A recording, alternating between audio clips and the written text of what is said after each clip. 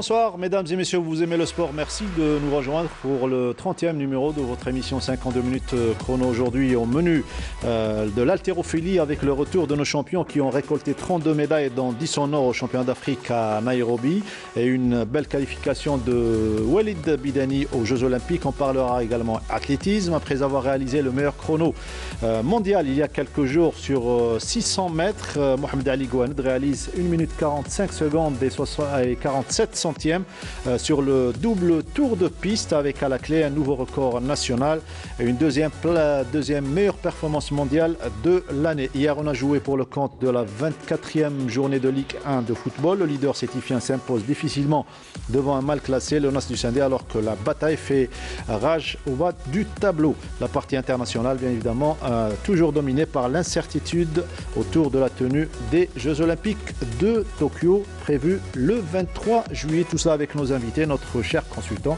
Nordine Hani. Bonsoir Nordine. Bonsoir Mokhtar, bonsoir à tous ceux qui nous regardent et je profite de l'occasion pour souhaiter une bonne fête à tous les mamans, c'était hier, et spécialement à la mienne et à la tienne qui sont derrière leurs écrans. Voilà, à toutes les mamans et aux miennes, voilà, vous venez de le dire, donc toutes les mamans, puisque c'était hier le dernier dimanche du mois de mai. Bonne fête des mères. Aujourd'hui, nous avons le plaisir de recevoir Delis Hawass, un habitué à 52 chrono, et à la télévision tout court, puisqu'il est le consultant de la chaîne nationale, notamment en matière d'athlétisme. Delis Hawass, bonsoir et bienvenue. Bonsoir Mokhtar, bonsoir à tous les téléspectateurs de Canal Algérie. Ravi d'être sur le plateau de 52 chrono. Également, nous sommes très heureux de vous avoir. Et puisqu'hier, il n'y avait pas l'émission de C'est l'heure du foot de Hakim Kshroud et toute son équipe, on va revenir sur la journée, la 24e journée de Ligue 1. Le plaisir de recevoir notre ami Saïd Fellak, spécialiste de football. Saïd, bonsoir. Bonsoir Mokhtar, je commence à m'habituer. Voilà. Apparemment, on va déplacer le football vers l'émission de lundi. Je suis ravi d'être avec vous et bonne fête à ma maman aussi. Voilà, la maman de Saïd Fellak et toutes les mamans. Bonne fête. Et voilà, le décor est bien planté avant de parler de football. Ce qui fait l'actualité, Nordine Hani, cette belle récolte de nos haltérophiles à Nairobi à l'occasion des championnats d'Afrique, Nordine. On attendait beaucoup de cette discipline, une discipline qui a déjà donné énormément de satisfaction, notamment au niveau continental. Il y a eu ce qu'on prouvait, à l'image donc Walid Bidani. Oui, qui a prouvé qu'il restait le meilleur. Une qualification méritée aux Jeux Olympiques. Je pense que malgré le Covid, le confinement, le manque d'entraînement et beaucoup d'autres facteurs, le renouvellement des fédérations aussi, il ne faut pas l'oublier, qui a perturbé un petit peu beaucoup de disciplines. Oui. C'est un bon résultat à mettre à l'actif de nos haltérophiles. Ouais, il faut rappeler 39 médailles, j'avais cité 32 au titre tout à l'heure, 39 médailles, je m'en excuse, dans ces championnats d'Afrique, à savoir dans 10 en or, 18 en argent et 11 en bronze. Au total, 15 haltérophiles, 10 messieurs et 5 chez les dames ont représenté l'Algérie à ce rendez-vous de Nairobi.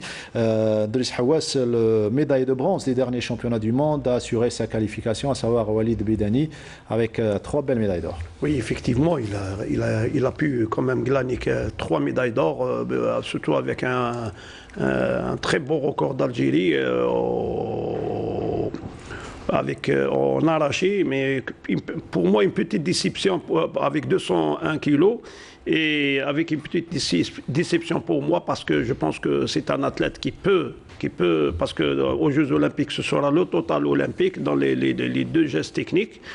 Et bon, il a réalisé quand même 215 à l'épaule. Je pense qu'il peut faire mieux aux Jeux Olympiques. L'essentiel maintenant, c'est de se qualifier.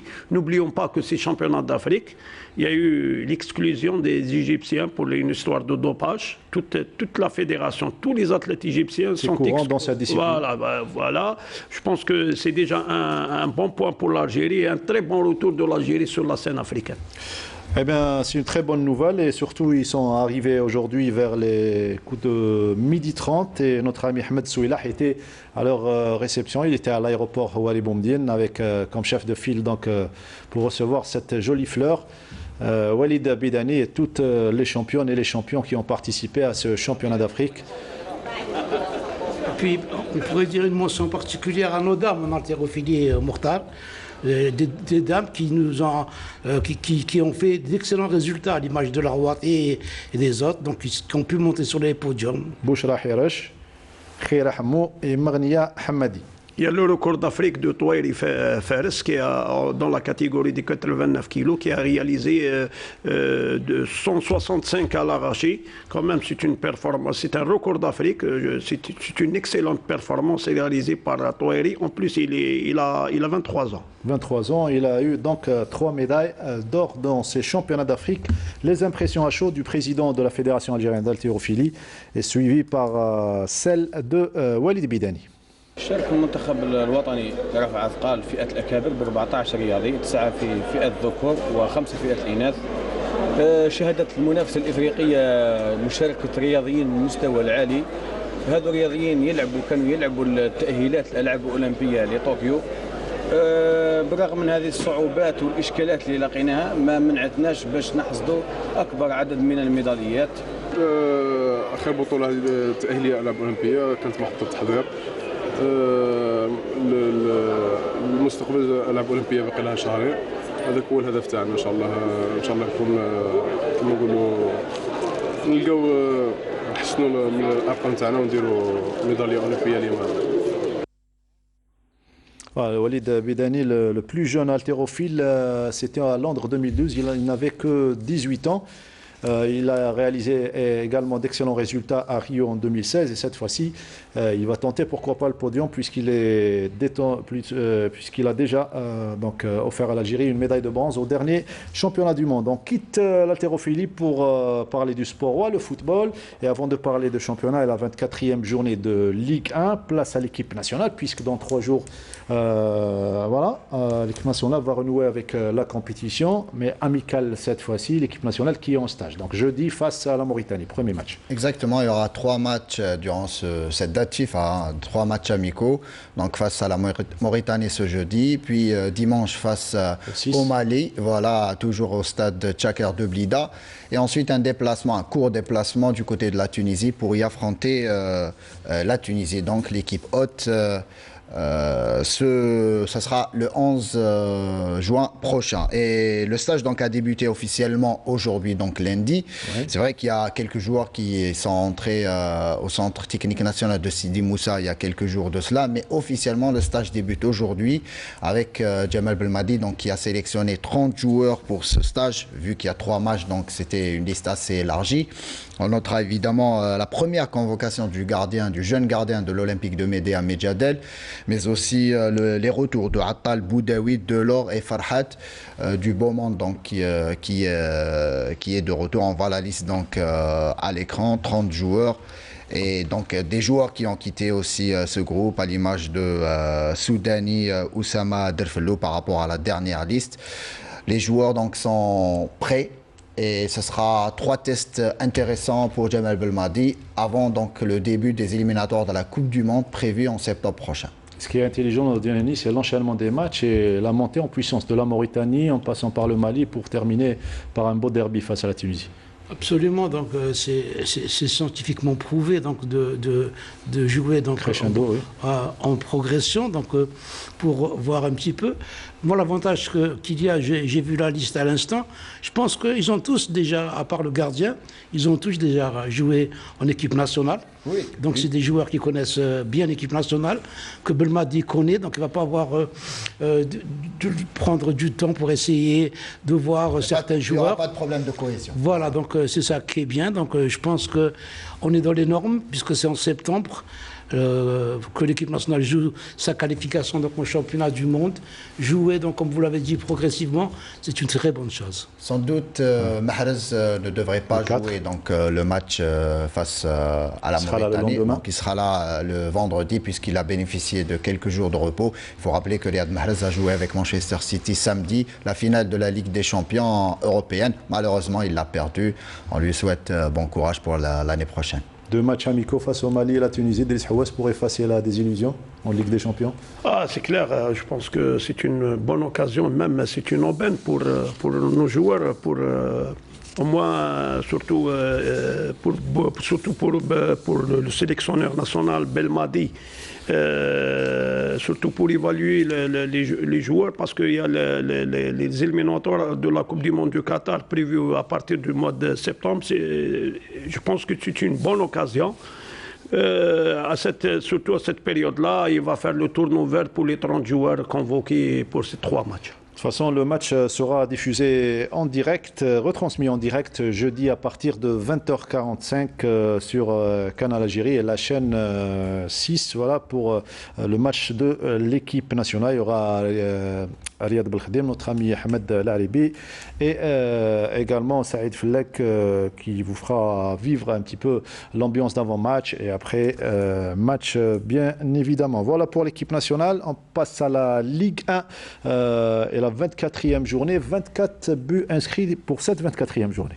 Tout à fait, pas mal de buts pour cette journée. On peut parler de cette victoire de l'Entente décisif à l'arraché. Bon, ça a été compliqué, mais l'Entente a su confirmer son regain de forme avec cette victoire face au Nahd de 3-2. Il y a eu aussi la victoire de la jeunesse sportive de Sahara qui cale à l'extérieur, mais qui à domicile assure à chaque fois et qui gagne encore une fois face à Magra. Le MC Oran qui revenait d'une victoire de Tlemcen dimanche dernier, plutôt mercredi dernier, a été tenu en échec une nouvelle fois à domicile par l'USM Belabès lors du derby, alors que l'US Biskra continue sa remontée dans le classement, une victoire 2-0 face au Wydad de Tlemcen. Donc on va voir tout ça, les faits marquants de cette journée dans cette synthèse que nous a préparé notre collègue Sid Ahmed Bouraïb. L'Entente décisif a ajouté 3 précieux points à son capital après son succès sur le Nasr Hussein par 3-2, grâce notamment au 12e but de la saison de Mohamed Amin Amoura. Le Nahd pour sa part, qui lutte pour le maintien, aligne un 9e match sans victoire en championnat. Le Moulouda d'Oran, qui recevait un autre club qui lutte pour le maintien, l'USM Belabès en l'occurrence, n'a pas pu faire mieux que match nul, un but partout. Nakash a égalisé pour les Oranais en fin de match et évite à une belle série de 14 matchs sans défaite, toutes compétitions confondues, de prendre fin. Le Shabab de Belouizdad pour sa part a décroché une victoire lors de la réception de l'Olympique de Médéa par 2-0. Amel Sayoud qui a ouvert le score à la 21e minute de jeu signe sa 10e réalisation de la saison. Khalfallah, l'ancien de Médéa, corsera l'addition en deuxième période. Rien ne va plus du côté du Mouloudia d'Alger qui enchaîne un 5e match consécutif sans victoire, toutes compétitions confondues, après le match nul face au RC Relizane, 2 buts partout. Les poulains de Nabil Neriz menaient pourtant au score à la mi-temps, mais se sont fait rattraper par les expérimentés Segar et Gherbi, 2 anciens Mouloudéens. L'USM Alger a également été accroché dans son stade Omar Hamadi par le Shabab de Constantine, qui enchaîne avec un 3e match sans défaite en championnat, score final 0 partout. Dans les autres matchs de la journée, l'AJS Saoura s'est imposé à domicile face au NC Magra 1-0. L'AS Mlila, l'AJS Kabylie ont fait match nul 1 but partout. La Sochlev s'est imposé à domicile face à la GSM Skikda 1-0. Le Shabab Borj Bouariric confirme une nouvelle fois à domicile et s'impose face au Parado Athletic Club 3-2. Et l'US Biskra a pris le meilleur sur le Wydad de Tlemcen 2-0.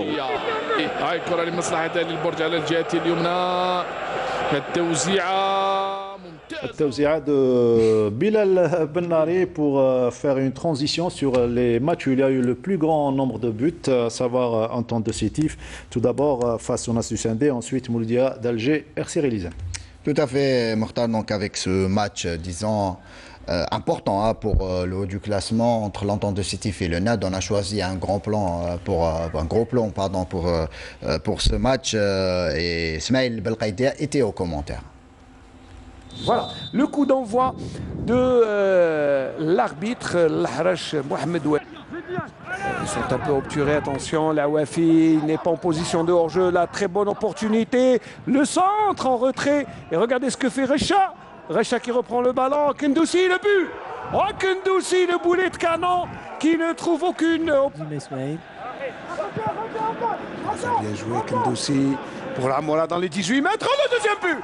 Oh, le deuxième but de Amola qui a pris l'information et puis quand il a contrôler le ballon. Il a mis le ballon à faire. Voilà. L'intervention de Nemdil. Et c'est terminé 2-0 pour cette première mi-temps. Porter le danger. Ça c'est bien joué. Regardez ce que fait Recha. Oh le but. Oh le but de... Alors qui c'est? C'est Laouafi qui monte plus haut que tout le monde. On réclame une faute sur le gardien. Et monsieur... Très beau geste technique de Recha. Le gardien, ce sont ses coéquipiers qui l'empêchent de monter. Il n'y a pas faute si ce sont les défenseurs, il faut le dire. Voilà, il n'y a pas faute, ce sont les défenseurs qui empêchent. Alors que Kendoussi montait plus haut que tout le monde. Il y a abus. Voilà, le but est très mauvaise lecture de jeu. Valable. Puis cette année, c'est le premier joueur qui a marqué 4 buts dans un match. On s'est bien fait à l'époque, peut-être réduire le score et le poteau qui dit non. La base, ils mettent en difficulté les caisses des clubs et engager aussi la critique. Ah là là, c'est bien joué, attention, Chouita, et personne pour reprendre ce ballon-ci. Le ballon et le but. Oh le but de Chouita qui vient réduire la marque. Ça va être déballé. Oh, voilà, c'est déballé. Et le but. Oh, Debali, le coup franc direct dans la lucarne de Benchlef qui n'y a rien vu. Et c'est le 3e but.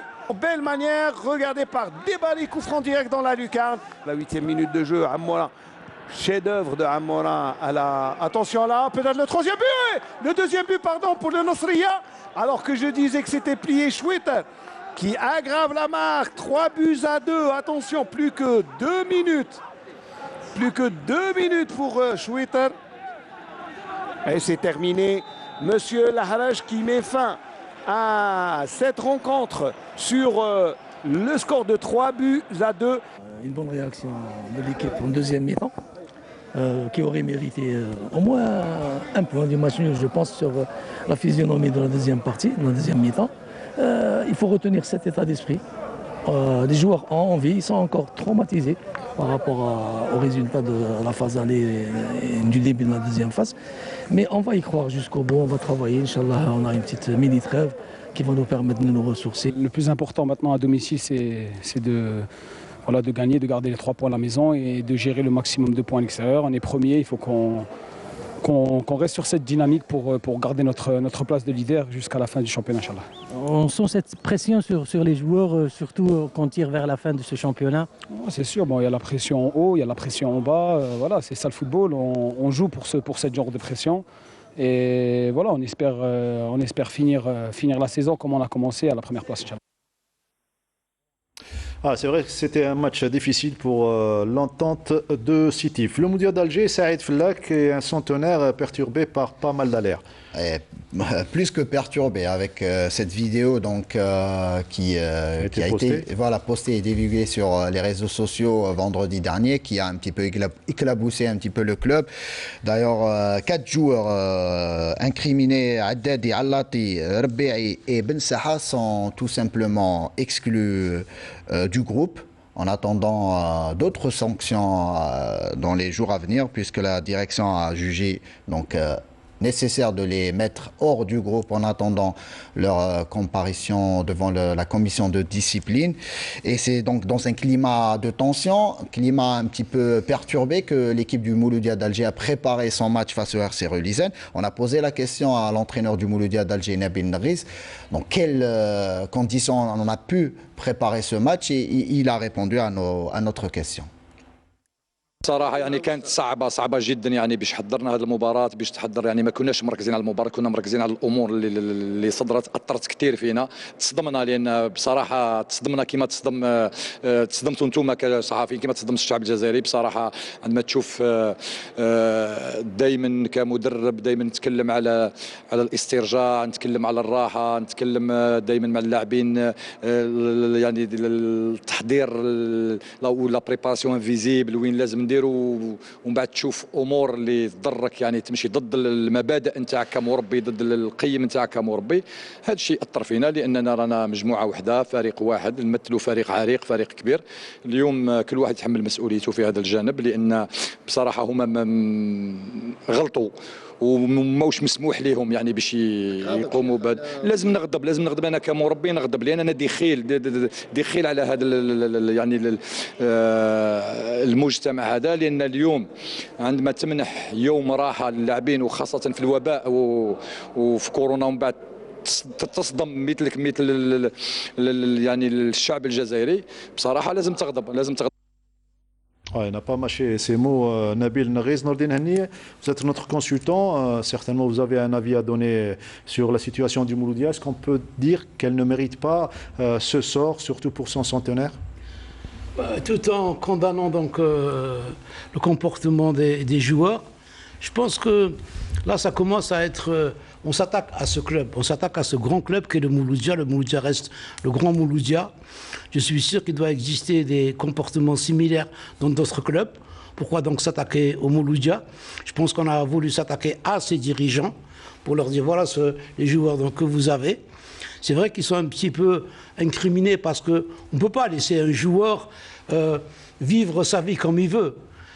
C'est plus le timing, c'est plus le timing après une défaite à Constantine que les joueurs partent